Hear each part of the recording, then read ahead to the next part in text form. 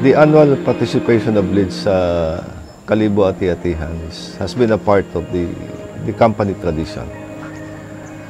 It all started in 1998.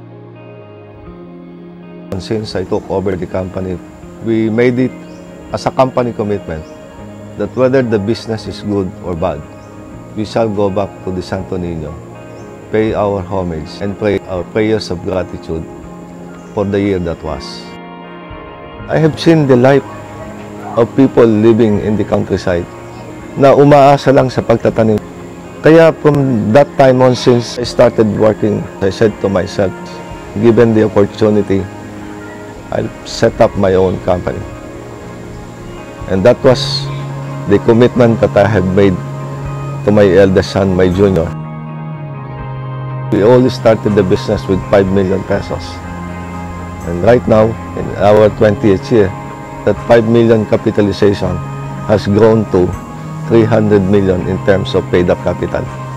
Since 2005, we have grown more than 400%. Because the first milestone that we did was 300 million at the end of December 31, 2005.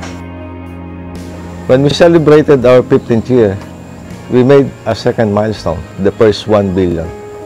In terms of sales. We ended up the year 2016 with even a bigger milestone, 1.4 billion. We are very proud of our accomplishment as a company and what we have done for the last 20 years.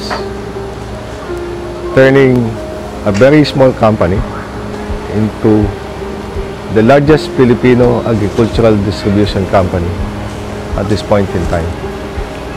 And this we owe to a lot of people who are present tonight.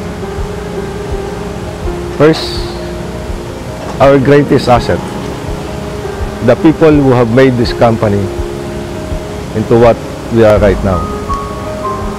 We are also very grateful to our principals, the foreign suppliers, who have given us the trust and confidence to develop and sell their products in the Philippine market.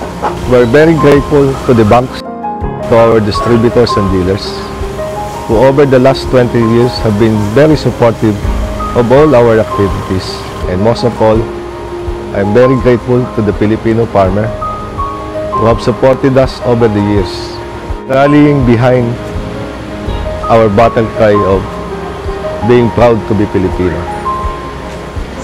Maraming salamat po sa ating Panginoong Diyos at sa inyong lahat na nagtiwala sa kakayahan ng isang Pilipinong businessman.